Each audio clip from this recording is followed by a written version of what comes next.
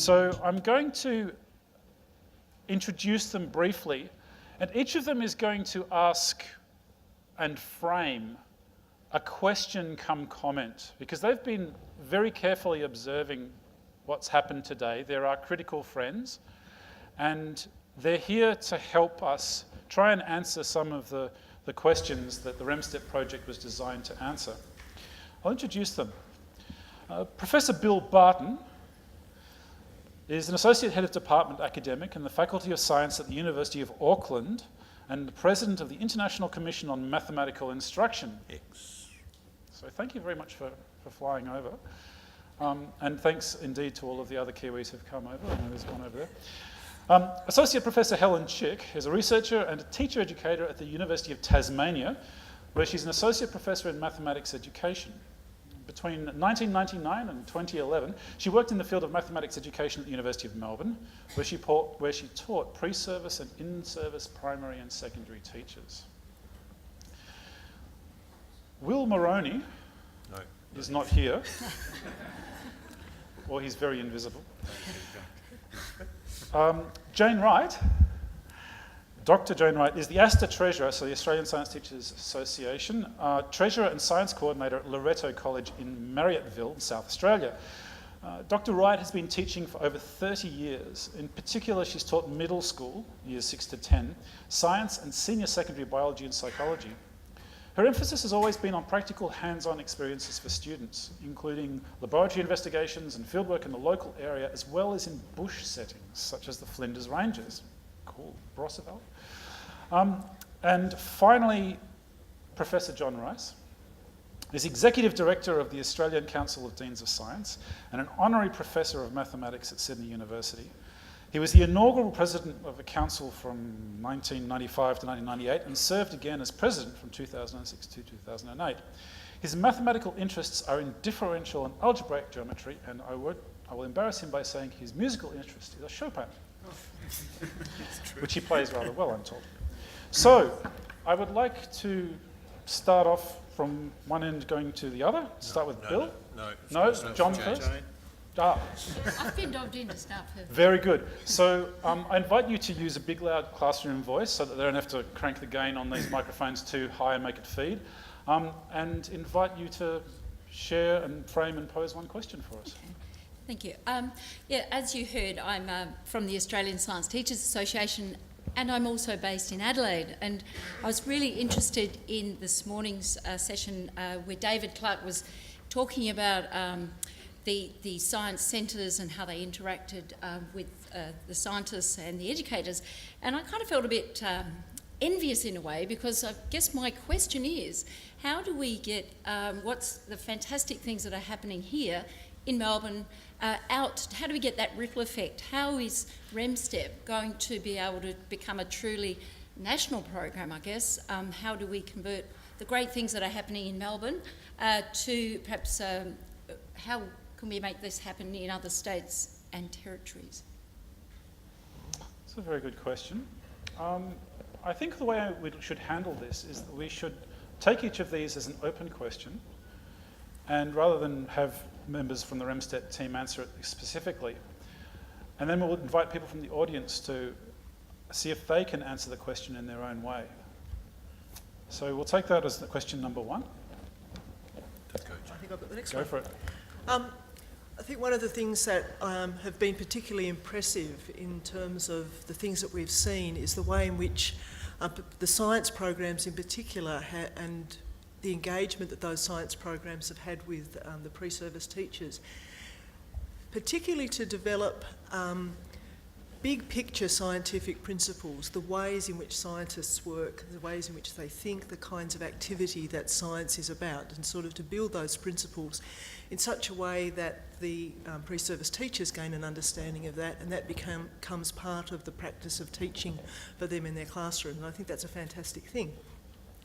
Now, as you heard, I'm a mathsy person, and I guess my question and is how can we do that same sort of thing? I think what was less evident today was whether that's going on for mathematics and the kinds of big picture mathematical principles that you want people to experience and enjoy. We're not talking necessarily about content knowledge, but the practices of working mathematically and the ways in which we can think about mathematics and argue about mathematics and reason and justify.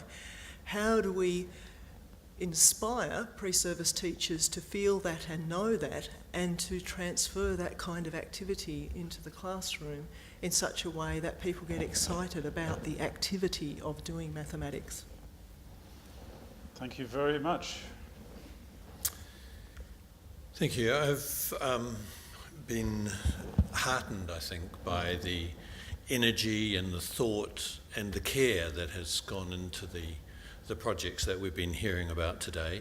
I have quite a lot of experience of trying to bring mathematics educators and mathematics teachers and mathematicians together, and I know that that is not necessarily an easy task, and that there are many divisions between them that can blow up. So I've been heartened by the way in which the things that have been described have been tremendously successful, and the reports that we hear from the teachers and the graduate students who are here of the success has been something that makes me feel really good and gives me hope. And I have similar scale-up questions about not just about spread, but how do you scale up the numbers so that the projects can reach the numbers that would be necessary to make a significant difference. But my question really is to try and ask ourselves what reconceptualization means. It's a word in the title. Maybe it shouldn't have been there. Maybe that's too big a word for this project. But in what way is mathematics and science teacher education being reconceptualized in this project?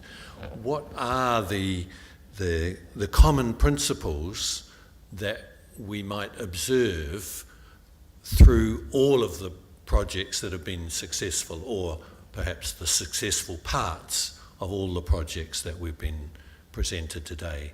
What is it that makes them successful, and can we think about that as a first step towards the reconceptualization? Let me give you an example. I think one of the things I have been struck by in talking to people here has, within each project, has been the enthusiasm. That none of these projects would have worked if there hadn't been enthusiastic people there.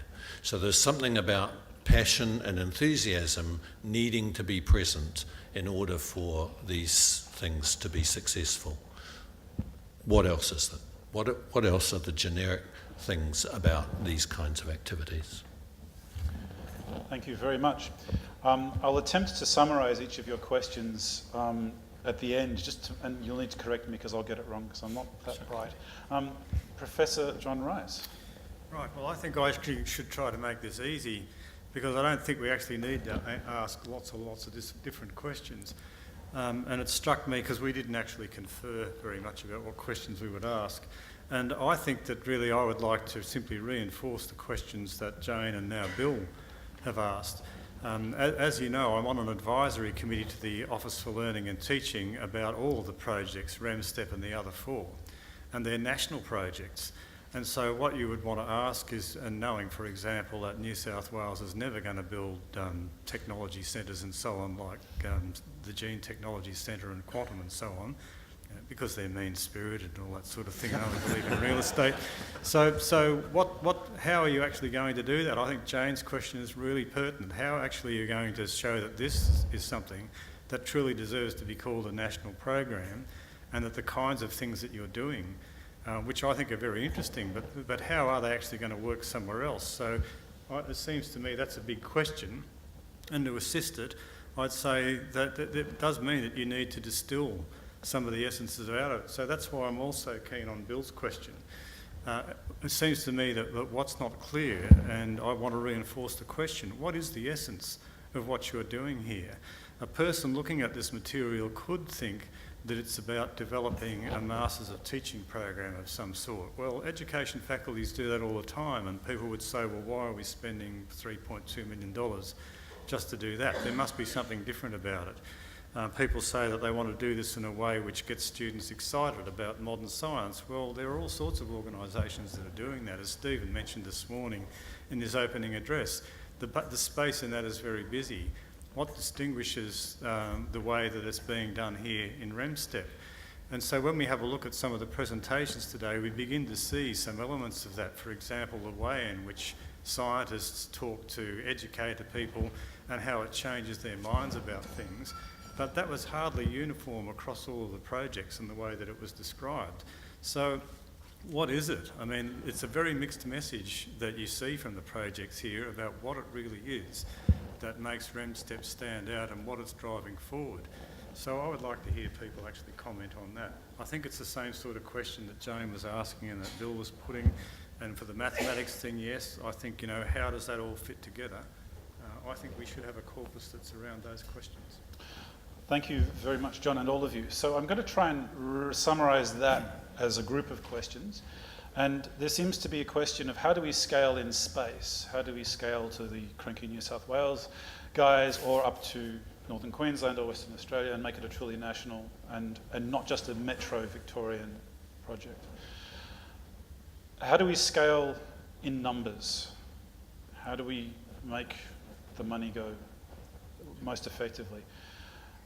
What is the essence? I keep thinking about that movie, The Dark Crystal. I don't know if any of you know it, where they take the essence from the gelflings and they put it in a bottle and drink it so the Skeksis can live forever. And so what? It was purple. What is that secret essence? And with a way of articulating, where is the maths?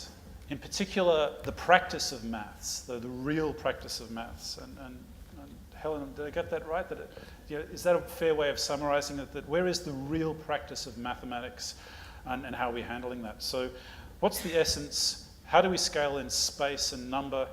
And where's the maths? Now, I'm going to just throw the instructions to the wind a little bit, God help us. I'm not going to invite anyone who's working with directly as part of the ReMSTEP payroll to answer any of these questions. I believe that if one of the outcomes of today was to disseminate what the ReMSTEP program is really all about and make it clear what we're doing with all these facets and threads and universities and everything, then the people who've been here and devoted all day to listening to us should be able to come part way to answering these questions. So, are our microphones ready? Graham? Do I have any bids for the first question? An attempt to answer these questions, please. If we can keep it focused at that, we may achieve something wonderful and go early to Lagerfields. So we've got one gentleman over here. Could you please start by saying who you are and sort of where you're from, what your organisation is, just so that we can get your business card afterwards? I left them at home, unfortunately. My name's Gavin Scales. I'm from Canberra and I teach mathematics. I would answer a little bit of what you've said. What I've seen here today has filled me with hope. And I guess, Jane, what you were saying, how do you spread it? I read a pamphlet from the ANU about 2 weeks ago which listed all these courses that they are offering, the Department of Mathematics and Science there, to every school to come and see their graduate students do experiments, do mathematical research, do all sorts of things. So perhaps part of the process of spreading is to actually get all the other universities on side to start talking to their communities, which I know would still leave large parts of rural Australia in trouble, but it might be a start. So thank you very much. I'm going to throw it back to the person who asked that question and ask them whether that answered their question. Does that answer your question? I think it does in part, yes. What's the part it doesn't answer? Well, I think perhaps getting governments to support, getting universities to support it. I mean, where's the money going to come from? I know this is a over $3 million project here. You know, if we replicated that in every capital city, that's a lot of money just to start with, let alone country areas. John? I think there's part of Bill's essence question in it too. because the ANU may have invited the schools to come and turn up and join their graduate students to get some inestimable benefit, such as only ANU could possibly impart to those things. Would it be the same thing? Would it be the same thing as what ReMSTEP is offering? Now, I have to say I actually think not, because I know both things, but that's just me. And it's no good if I know it, because I'm a bit of an insider. What about everybody else looking? Do they think that invitation to ANU is as good a bid as an invitation from ReMSTEP? And if the ReMSTEP people are going to say, no, it's not, why not? What is it that they've got? We'll put that aspect of the question to one side and take it on notice. I think that there's a very bold hand up there, so I think the lady just who's standing up, big voice, just go for it. Probably from ANU.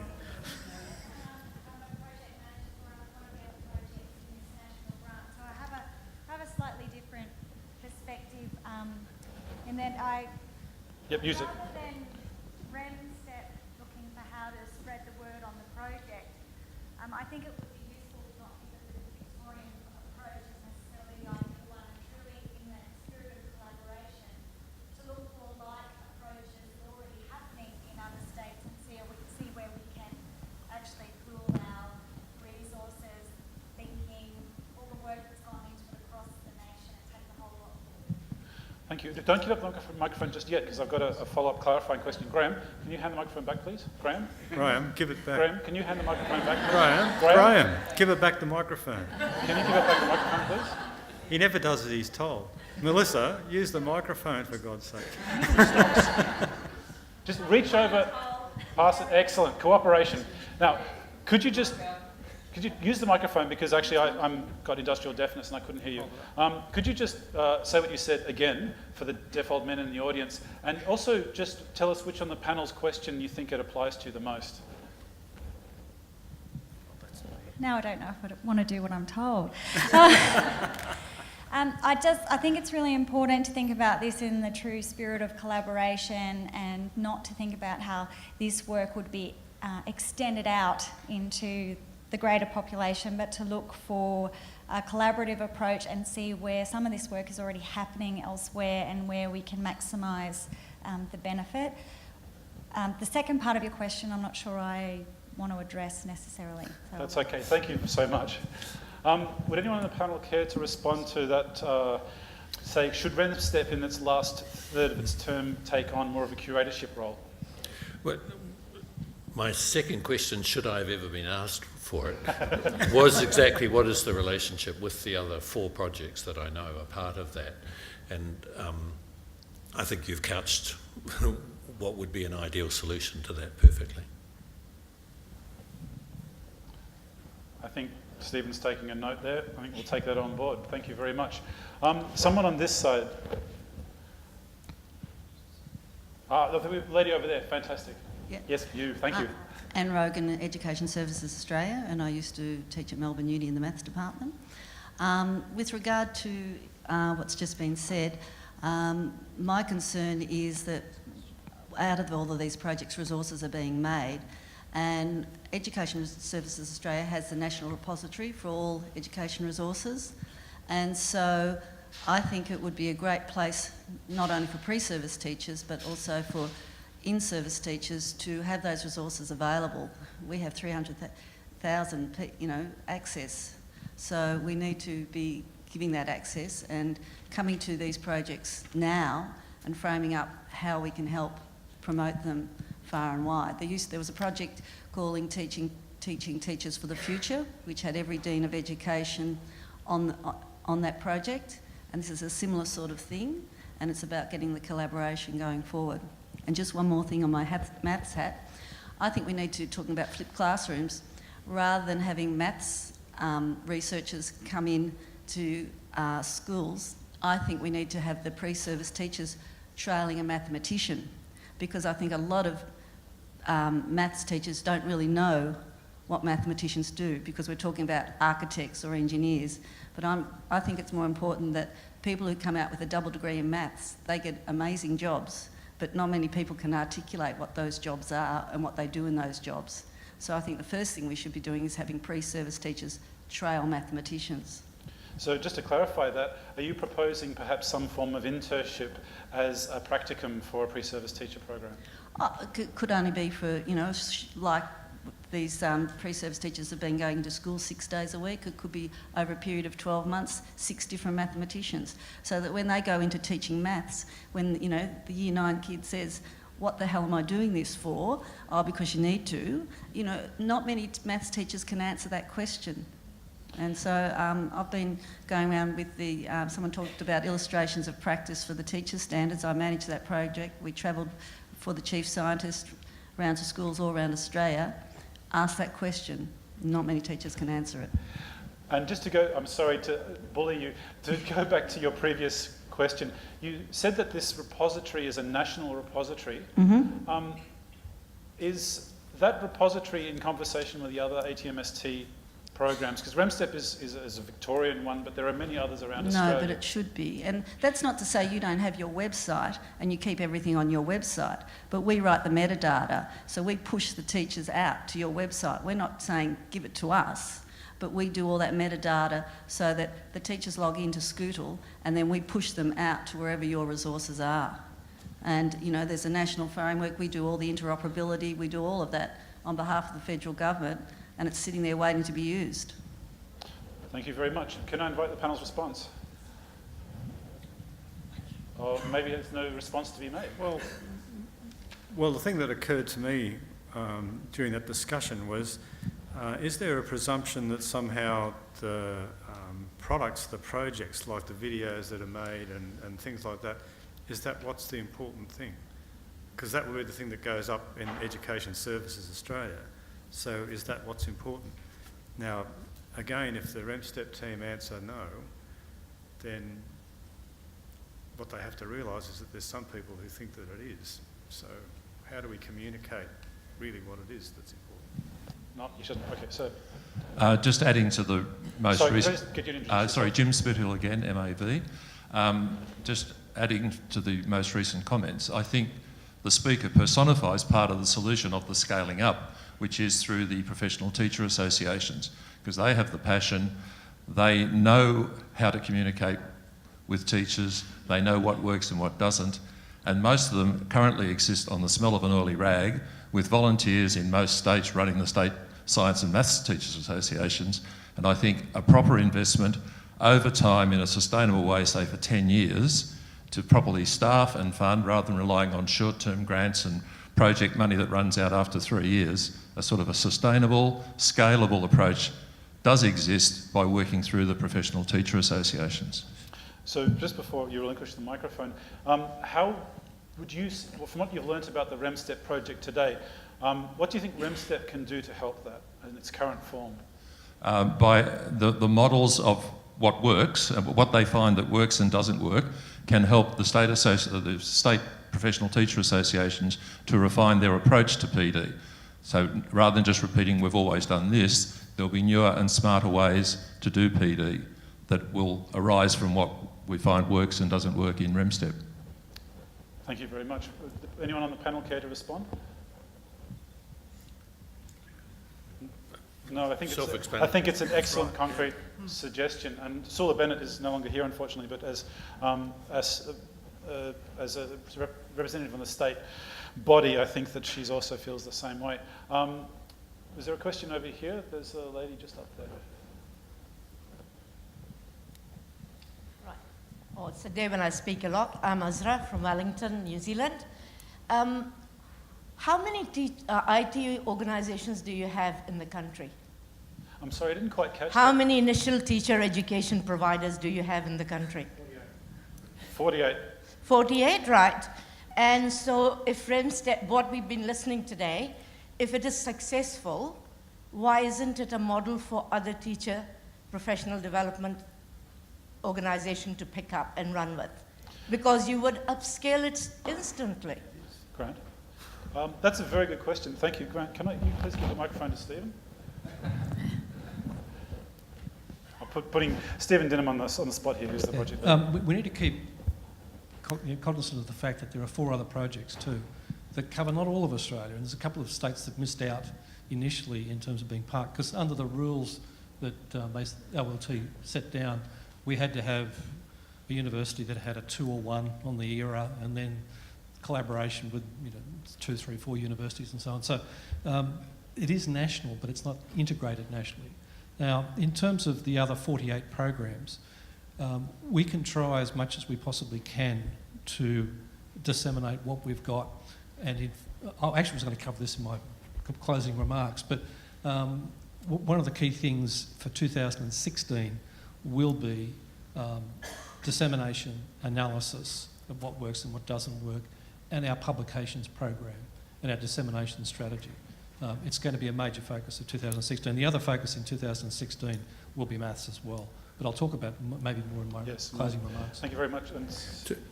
So may I ask, is that analysis that you're doing, is that just ReMSTEP, or is that the 5 projects together?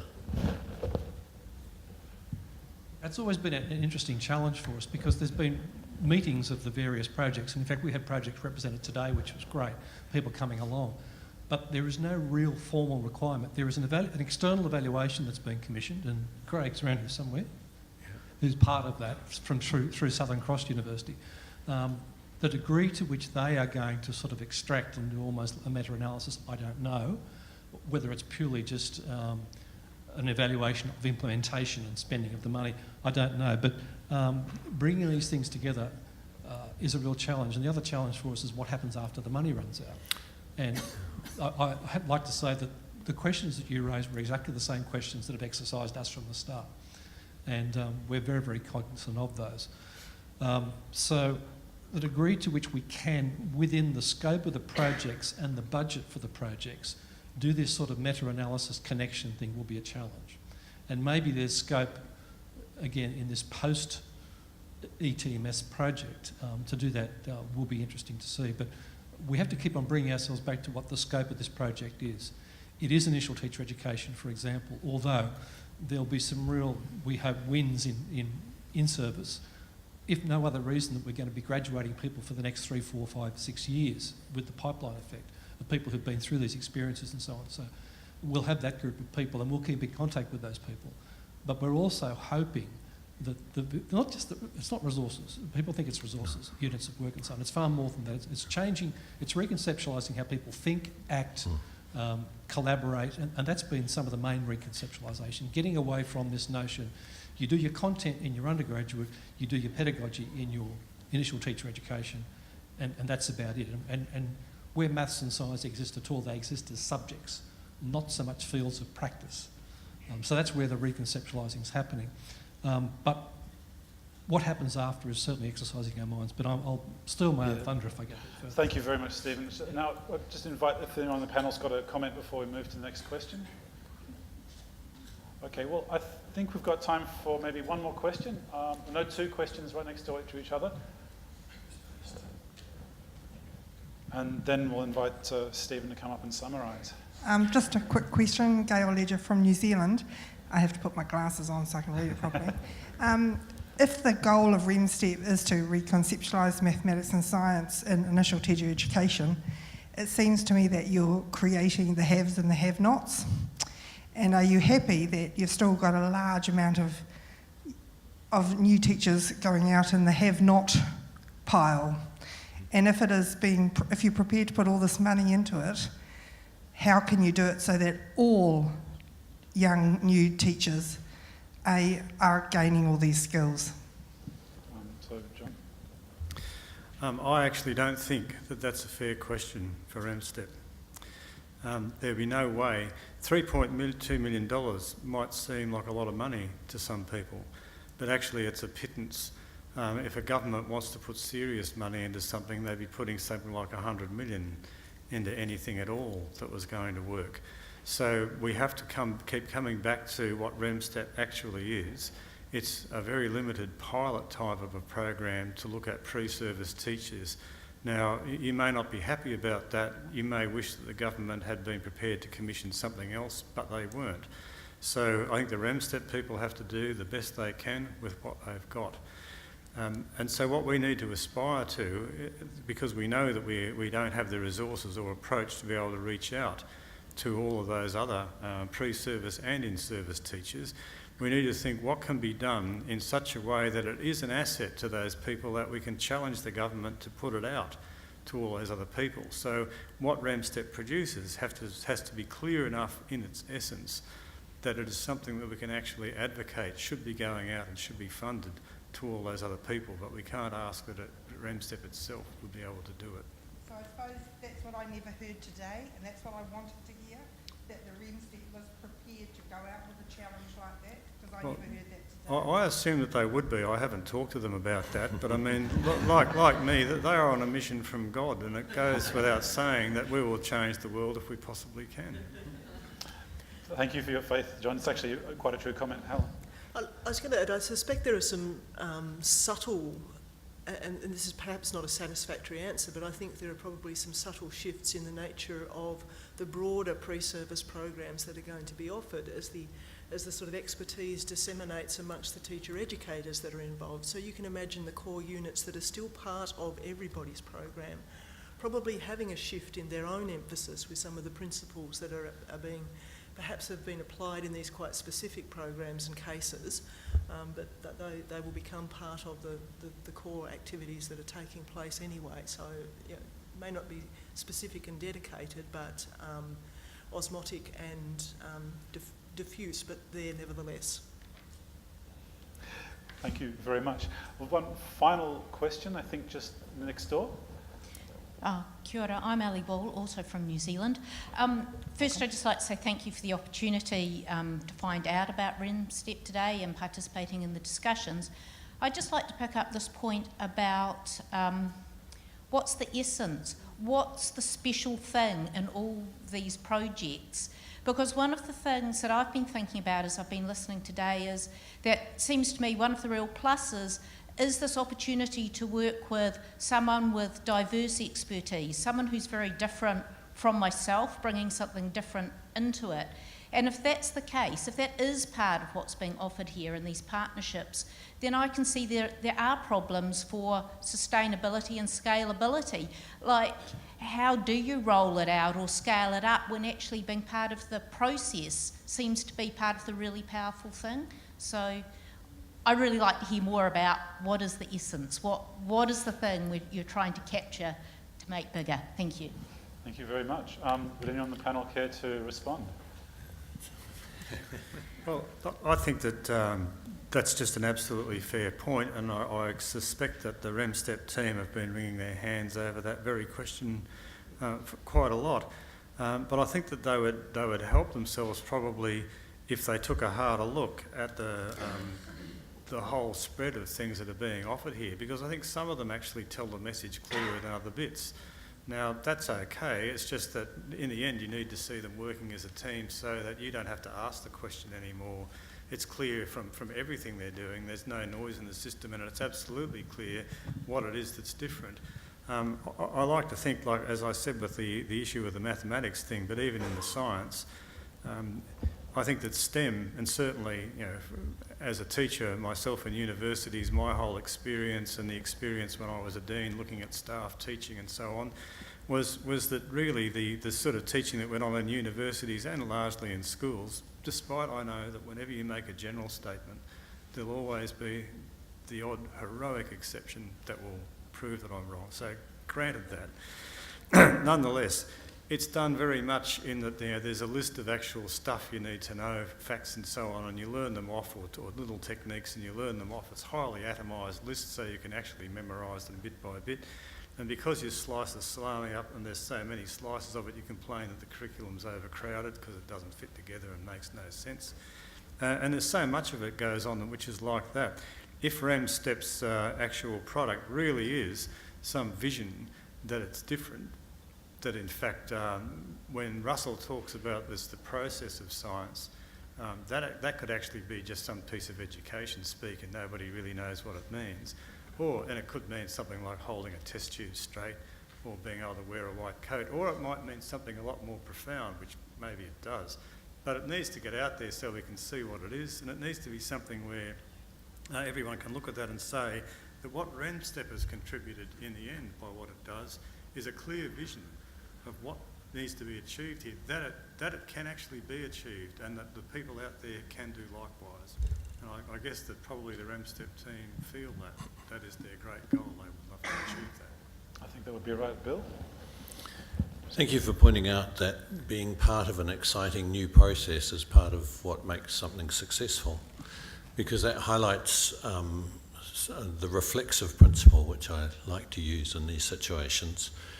I think ReMSTEP has been saying that it is necessary for teachers to continually renew. If they're going to be professionals, if we are going to be professionals, then we have to be continually learning about more about our own subject, mathematics or science or whatever that is, and more about education, and it has to be an ongoing process. And yet here we are possibly visualising a teacher education which is, oh, if only we could get the right teacher education, then everything would be solved. And it's actually not going to be like that. Teacher education is going to continually evolve, and that's part of what seems to me needs to be built in, because then the people who are involved and each new cohort of teachers coming through have to feel that they are on the edge and that they are now the cutting edge, and that's an essential part of what's made ReMSTEP successful and the other projects successful, and somehow that's got to be perpetuated, and that is a real challenge. Thank you very much. So in part of my brief, because I'm Maxine Recue, remember, was to try and bring everything that this discussion brought together. And I will try to do that very, very briefly from the point of view of an effectively early career researcher physicist who's not an educationalist but does seem to find himself talking to educationalists and doing a lot of teaching. So forgive me if I am slightly off the mark, but I'll try and have a go. First of all, it seems that it's clear that the ReMSTEP project is not here to solve everyone's problems. It's a very limited trial program, it's a pilot. Even so, there are so many facets to it, and there's so many complexities that we find ourselves being spread somewhat thinly, and this is perhaps what the panel and the audience are seeing. So I think that it's clear that ReMSTEP has to acknowledge what it's not doing, and then to look at what it is doing. And step two is to find the essence of Gelfling, as it were, from the dark crystal. To find what the common threads are in all of these multifacets, to mix my metaphors excruciatingly, and then to communicate it in everyday language to as wide an audience as possible, through whatever means work effectively, so that people's expectations, the teachers, pre-service teachers, in-service teachers in the community, those expectations are managed in a realistic and helpful way. And the way to do that might be through the goodwill of the partnerships, like the professional associations of teachers, like various networks of schools and various parts of the government across Australia, regional, rural and metro. And that was what we tried to achieve today by bringing together people from, for example, New Zealand, which is awesome, and by building those partnerships that will allow us to communicate more clearly, perhaps. The issue of scalability in itself, I don't think is actually solvable. There's some basic thermodynamics working against us there, and that gets back to the nature of ReMSTEP being a pilot program, and as John said, it would be very, very, very courageous investment, Minister, on the part of the Australian government to really go boots and all to solve this problem. I think we believe that they should have that courage, but all we can do is show them the way. So, in summary, then, I think that we know that we have to communicate our essence. And I think that's probably a theme that Stephen's going to pick up when he sums up the day's proceedings. I would like to say an incredibly warm thank you to our panel, and a very warm thank you to all of you for your questions.